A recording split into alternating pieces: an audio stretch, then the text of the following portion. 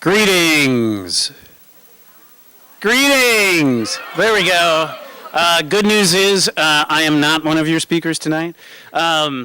So, first off, that was an original piece by Rob Collier. It was Teresa Camilli on piano, and that was Anna Haney dancing, and that was also an original dance composition. So let's give them another round of applause. And I love how everybody moved around and watched the dance piece as it happened without being prompted to do so, because hopefully tonight you will be doing a lot of moving around and going to different stations and experiencing different things. For those of you that don't know me, my name is Tom Reed, and I am the Chair of Creative and Performing Arts at Alverno College. And I would like to welcome you to the Arts Forum. Yay! Not only as audience members, but also as participants and creatives, because I think the arts are for everyone. In addition to my gig here at Alverno, I am also a producer and founding member of Optimist Theater's Free Shakespeare in the Park. It's a free Shakespeare festival. We use professional union actors, but we make it free to the public. And when I started Shakespeare in the Park, it was important to me to provide free professional Shakespeare to the public, because Shakespeare, like no author before him, really wrote about what it was like to be human. I mean, yeah, he had really good language and beautiful poetry, but the realness of his characters and the connection to humanity is what was important for me to share with the public. So I encourage you, as you spend your evening with us, not to silo yourself. Explore the variety of art forms, especially the ones that you are unfamiliar with, and meet some new faces. Share an artistic experience with people you don't know that well, or maybe you don't know at all. Because I truly believe the more that we recognize the humanity in each other, the less divisive our society will become. So let's really recognize each other's humanity tonight. After our speakers, see if you can find time to hit all the stations. I'm going to be doing a life skills through stage skills, voice and movement, play simulation workshop in that little corner there. We got 88.9 doing the listening project back there. We've got folks set up with tables in the commons. We've got a table doing zines. We've got a table doing ceramics. We've got a table doing books for Puerto Rico. So there's all kinds of stuff that you can take part in. And at the close of the evening, please make your way back to the rotunda for a closing tune by the Alverno String Ensemble. Now, I would like to introduce our first speaker, Malaika Osai, co-founder of Signature Dance Company. And one of their missions, similar to Alverno, is empowering women through dance. So please give a warm welcome to Malaika Osai.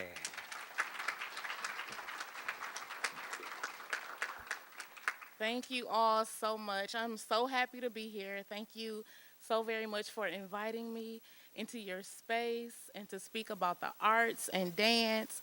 Again, my name is Malaika Osai. I'm one of the founding members, co-founders of Signature Dance Company.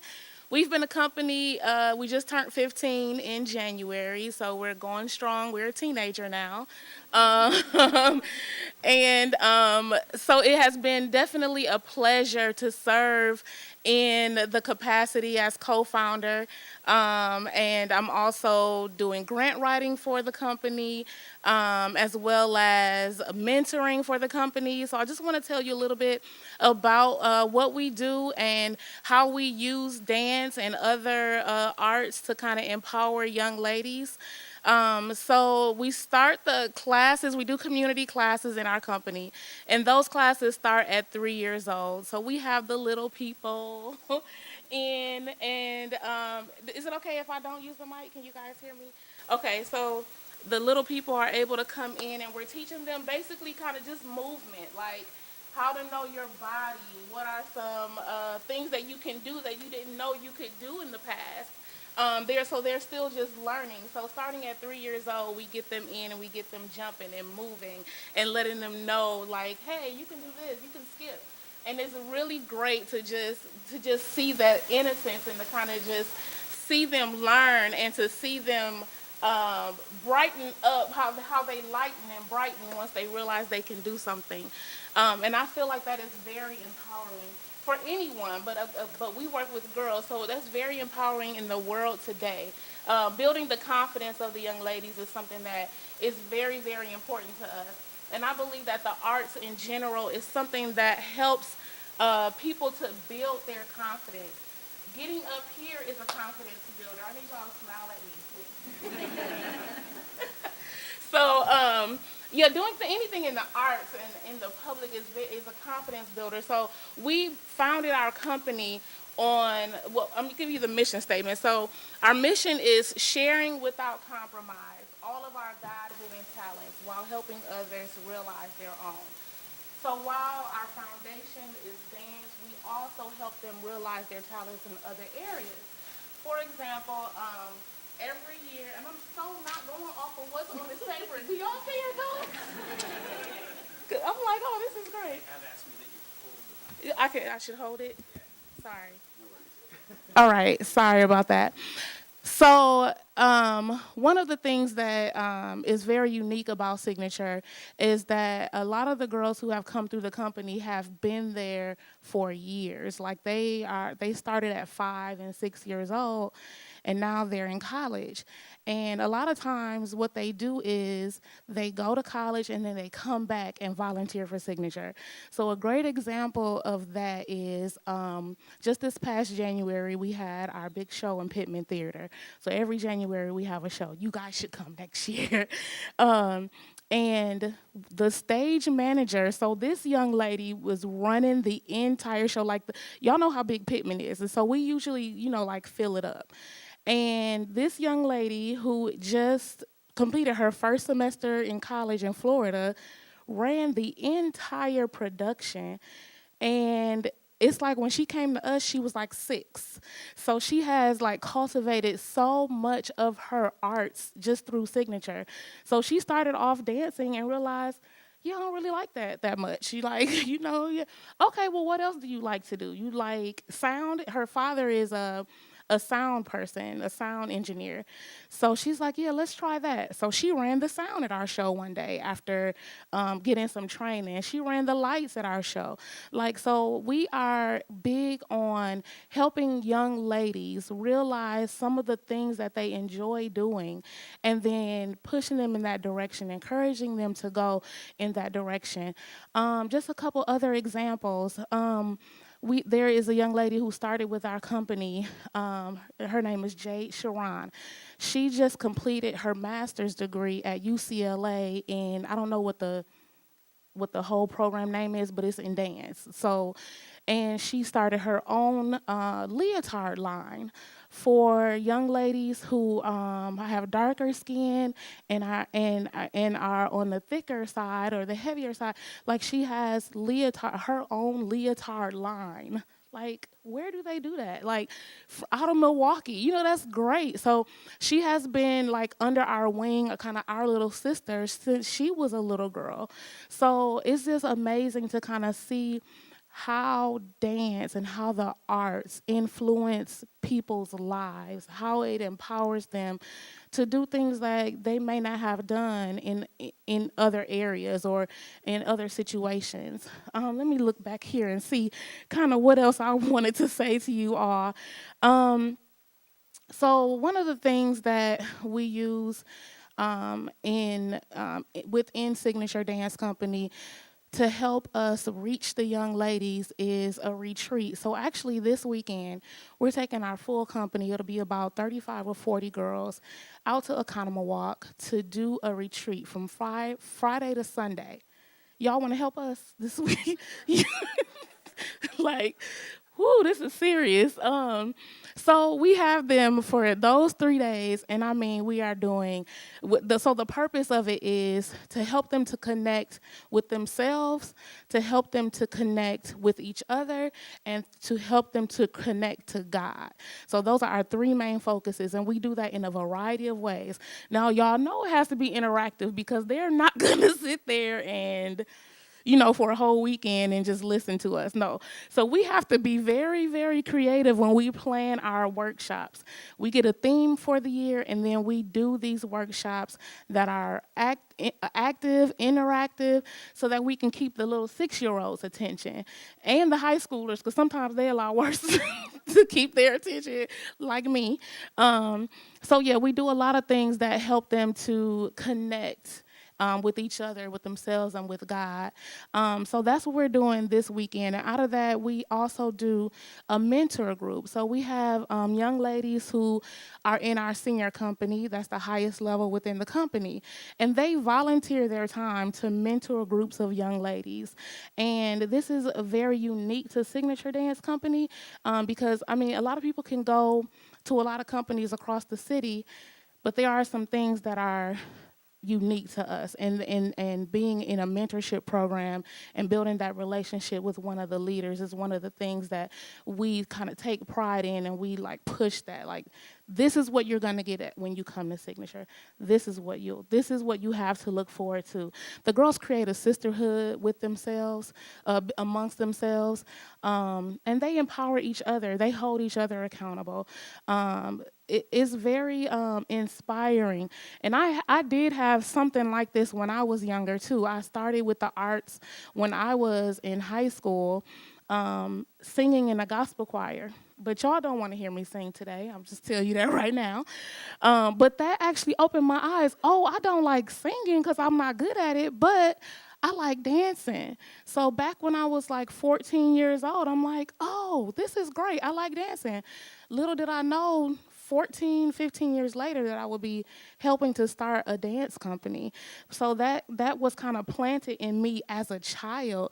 And so I really believe that it's important for arts to be available to young people because it helps them to realize some of the part of their purpose. Like what I did when I was 14 and 15 has a lot to do with my purpose. But if nobody had that available to me, I would have missed out on something great. And as a result, the young ladies of Signature Dance Company would have missed out on something too. I don't know if I'm running on time, behind time, right on time. You don't care? Okay. So I'm just going to point out probably just one more thing. One of the things I also wanted to point out. We do a 6-week camp in the summertime, and Miss Anna has actually been one of our teachers. We miss you. Come back. She has taught at our dance camp. So we have a 6-week long 9 to 5 camp that girls ages 6 to 17 participate in every summer. And as part of the company, it's mandatory because they get a lot of technique throughout the summer, as well as it's open to the community. So the girls are get lessons and classes in jazz and modern dance. They'll get hip hop, they get ballet, they get African. They also get theater and voice. They get devotion. They get all of this stuff. Throughout this 6 weeks. And I feel like that is also something that kind of makes us stand out and kind of helps us to, or just reemphasizes how important we know the arts are in developing young people and adults. I think that's all I have. I really appreciate your time and listening. Have a great evening. Thank you, Malika. One thing I do want to mention also, there is going to be musical chanting, building community through musical chanting, and it might be a little hard to find. So when you go into the rotunda, There's a hallway, and there'll be a sign set up, and the room is RC112. So you'll want to check that out during the breakout sessions also. But now I would like to introduce Alverno student and DACA activist and performer Alejandra Gonzalez.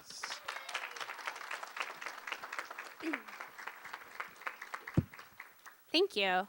Thank you very much for coming out tonight. As Tom said, I am a student here at Alverno. I'm a junior majoring in community leadership and development with a minor in global studies. I still don't know what I want to do with that though. But I have found that Alverno has helped me figure it out. And what's nice about Alverno is that it has helped me incorporate my passion for the arts as well. So what I'm going to do tonight, I'm going to recite a monologue from a show called Ellis. It's a show that I collaborated with Cooperative Performance in Alverno College, and then I'll tell you a little bit about it and why it was very important for me to put it on its feet.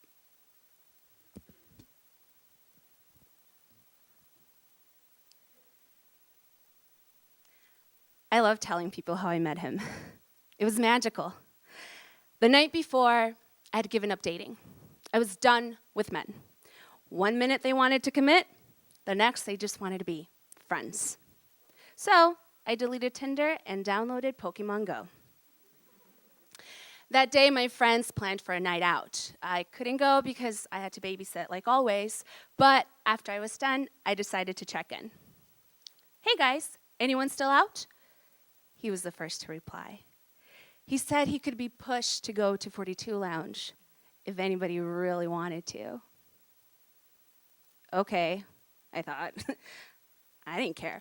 I was so over guys at that time, I didn't even Facebook stalk him. Sure, I'm in. So I go home and I decide to change. I did my hair and makeup for some reason. I mean, have you guys ever been to 42 Lounge? It doesn't exist anymore, but when it did, it was a geek bar. You don't have to dress up. So I got there before anybody else did, and I sat at the bar and decided to battle the gym leader. I was losing.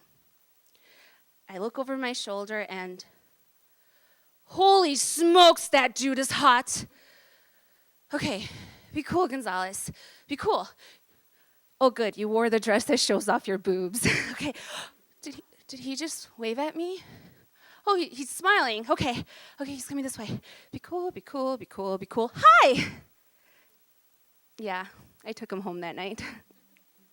We closed out the bar, made people uncomfortable, got waffles at Mom Fisher's, and spent the whole weekend together. It was magical. I really liked him. So I had to tell him. He had to know. We were on the phone when I did. It was essentially word vomit. Hey, so there's this thing I really need to tell you. I'm really nervous about it because I just don't want you to be angry with me, but it's something that you really need to know. It's really important. I totally understand if you don't ever want to see me again, but I have to tell you I'm undocumented. Silence. It means I'm illegal. It means I don't have any papers. More silence. And then he says, he doesn't care. I mean, he does care, but it doesn't change the way he feels about me. That was a big step for me. I'd never come out about my immigration status to somebody I was dating. Any stranger on the street, sure, but somebody I was romantically involved with, never. Mostly because I didn't know how he would react. What if he got angry with me? What if he started asking me questions I wasn't ready to answer? What if he just thought I was dating him for a green card? It didn't scare him away. My 20-pound chihuahua almost did, though. Thank you.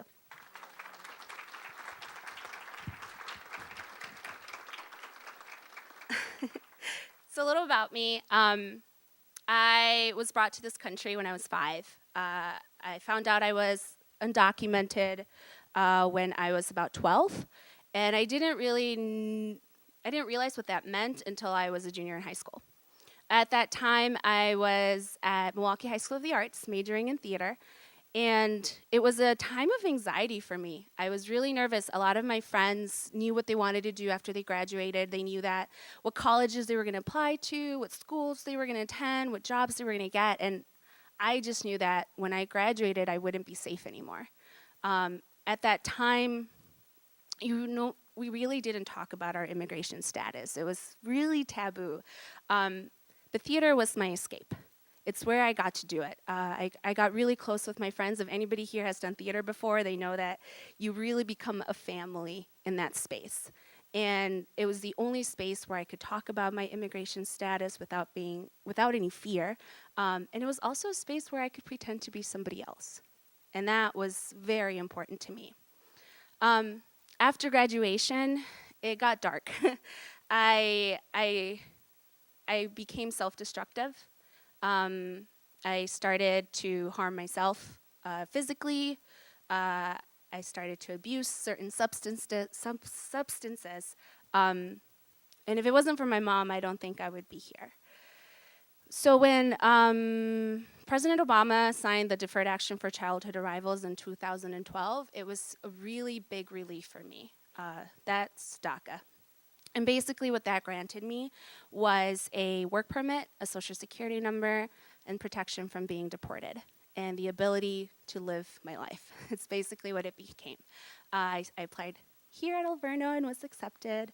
I started working in theater again professionally. It felt good to be able to go into that space once more. And I started being more open about my immigration status and about my experience. And I knew that I wanted to combine both of my passions.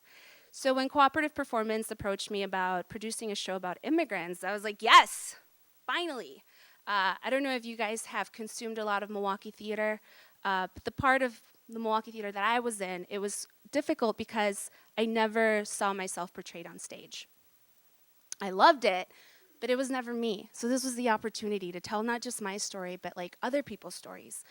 And I don't know, did anybody here see Ellis when it opened? Yeah, right? It was, I mean, I know I'm biased, but it was beautiful.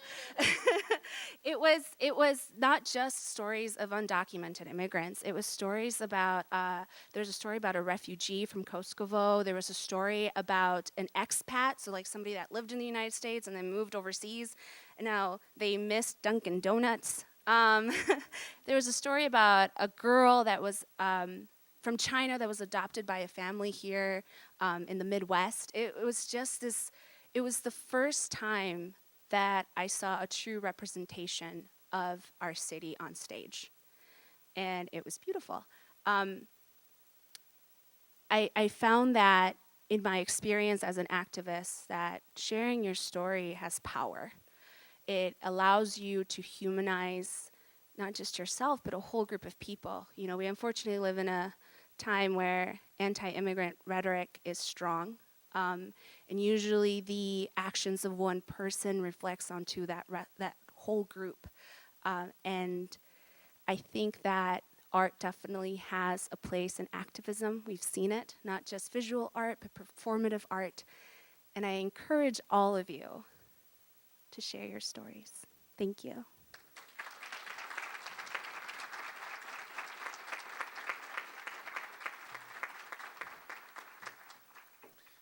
Thank you, Malika, and thank you, Alejandro. Give me another round of applause. Please remember, before you leave tonight, to fill out your feedback forms. Those of you that go to school here, yes, feedback. Please fill out your feedback forms and drop them in the basket at the rotunda. And I want to give a special thanks to my colleagues for helping me organize this, and Julie Borgelt especially. Give them a round of applause.